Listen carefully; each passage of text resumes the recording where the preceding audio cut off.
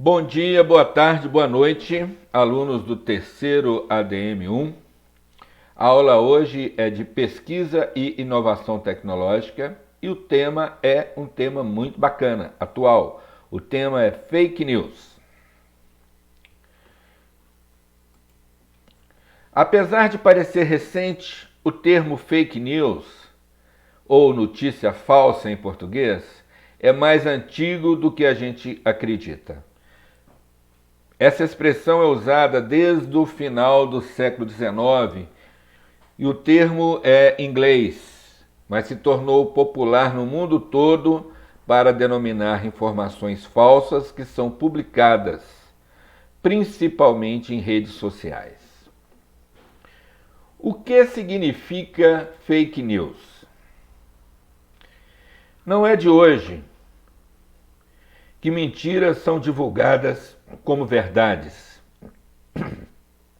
Mas foi com as redes sociais que esse tipo de publicação popularizou-se, porque a imprensa internacional começou a usar essa expressão com frequência. E o termo fake news, durante a eleição dos Estados Unidos para presidente de 2016, consagrou essa expressão. Fake news é um termo em inglês que significa falsas afirmações. Na época em que Trump foi eleito, o presidente Trump, lá dos Estados Unidos, algumas empresas identificaram uma série de sites com conteúdo duvidoso. A maioria das notícias divulgadas por esses sites explorava conteúdos sensacionalistas, envolvendo em alguns casos personalidades importantes, como a adversária de Trump, a Hillary Clinton. Como funciona a fake news? Os motivos para que sejam criadas notícias falsas são diversos.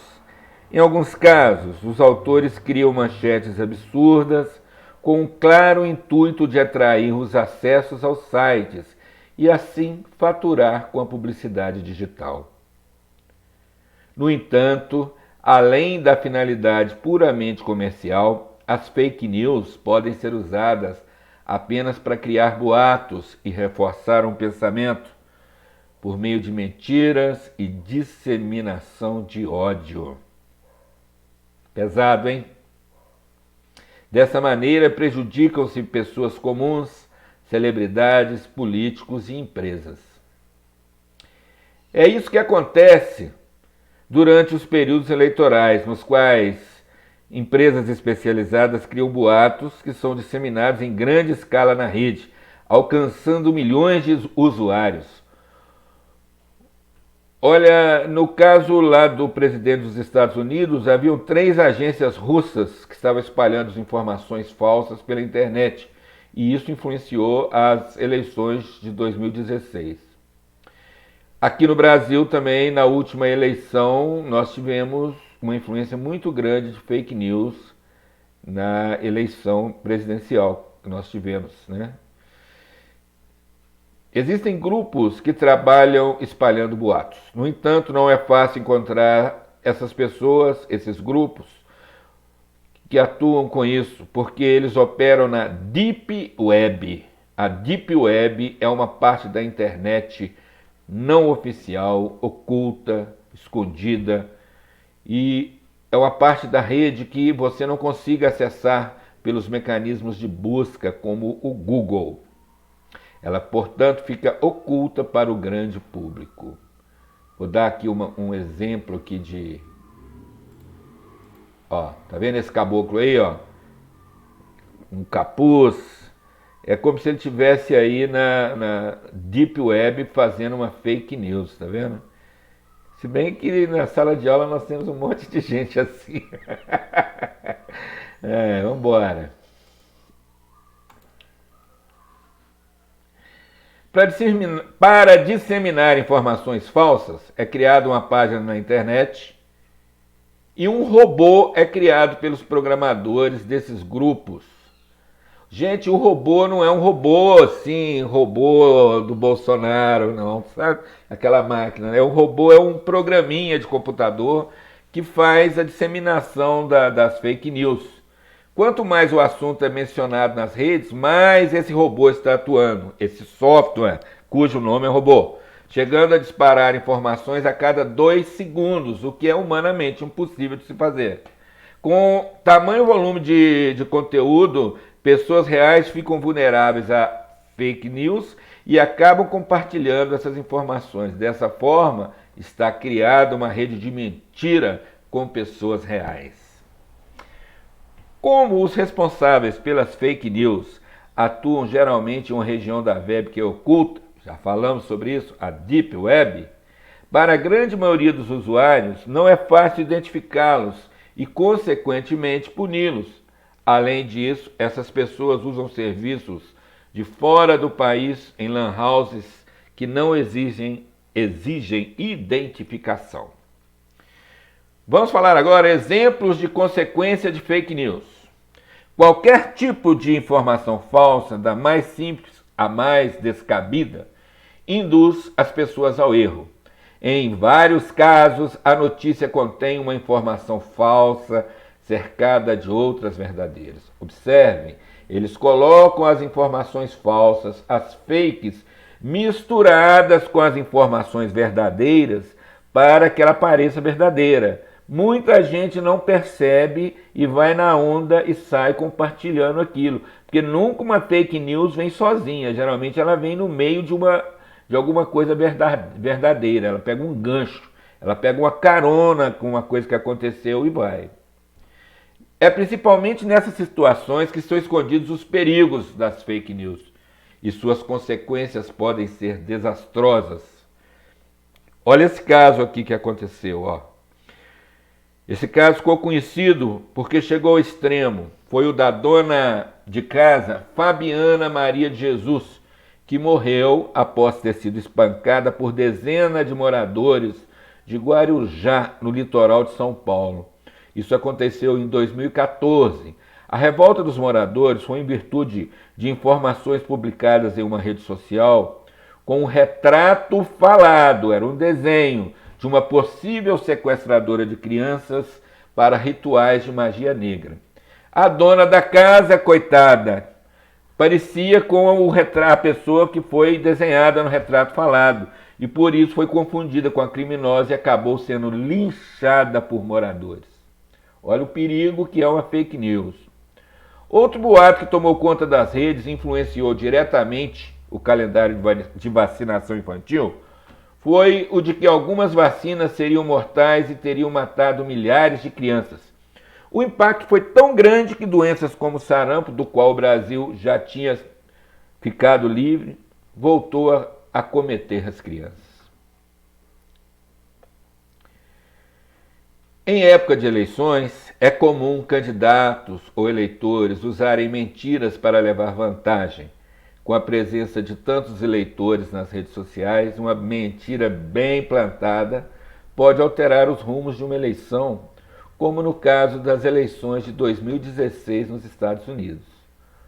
Um dado grave que foi constatado pelo MIT, o Massachusetts Institute of Technology dos Estados Unidos, gente, Massachusetts, não é fácil falar não, hein? É que ele descobriu que uma fake news tem 70% de chance de ser republicada do que uma notícia verdadeira. Deve ser porque a fake news é uma coisa fora do padrão, uma notícia esquisita.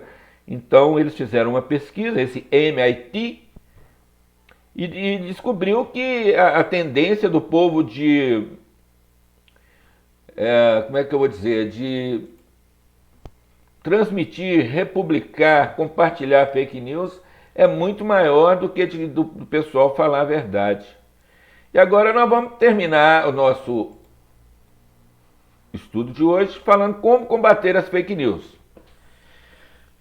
Para as autoridades identificar e punir os autores dos boatos, há uma tarefa muito difícil para se fazer. No caso do Brasil, a legislação ainda não prevê muito bem o crime de internet, mas já existe aí muita coisa acontecendo atualmente, inclusive estamos tendo um processo contra o grupo do presidente sobre fake news espalhada por eles. Está no Jornal Nacional hoje. Alguns sites de fake news usam endereços e layouts parecidos com os grandes portais de notícias. Eles se apresentam. Se você não olhar direitinho, você acha que você está na Globo.com, que você está no UOL, sabe, na CBN, porque eles imitam a carinha dos sites, para o internauta pensar que são páginas de credibilidade. Por isso, todo cuidado é pouco na internet. A maneira mais efetiva de diminuir os impactos das fake news é cada um fazer sua parte, compartilhando apenas aquilo que tem certeza que é verdade. O ideal é a gente duvidar sempre e procurar informações em outros veículos, especialmente nos conhecidos na mídia, né? Os sites confiáveis. No Brasil existem agências especializadas em checar a veracidade de notícias. Se elas são suspeitas, se são boatos, são as famadas fact-checking, que são especializadas em checar a veracidade do fato. Alguns grandes portais de notícias também criaram setores que checam essas informações. O Facebook também já está apresentando um auto-checking. Aqui em Brumadinho houve um caso, que eu não vou falar o nome, uma pessoa postou uma coisa aí, e era fake news, o Facebook baniu ela por uma semana do Facebook e colocou para todo mundo da cidade ver que essa pessoa tinha colocado uma notícia falsa. Então já não está muito fácil fazer fake news atualmente por causa desses fact-checking. E há pouco tempo o presidente da República foi banido do Twitter por ter colocado uma notícia falsa. Quer dizer, se eles conseguiram banir o presidente, então a gente tem que tomar muito cuidado para a gente não sofrer um processo, a gente inventar uma notícia falsa. Bom, gente, essa foi a nossa aula de hoje e eu gostaria que vocês juntassem as atividades todas em um e-mail e transmitissem para mim no final da semana, todas da aula da semana. Já teve uma aluna que fez isso, que aí fica mais fácil para a gente, né? Eu vou atender aqui a ligação, estamos terminando. Ô Geraldo, um minuto. Abraço então para todos e fiquem em casa.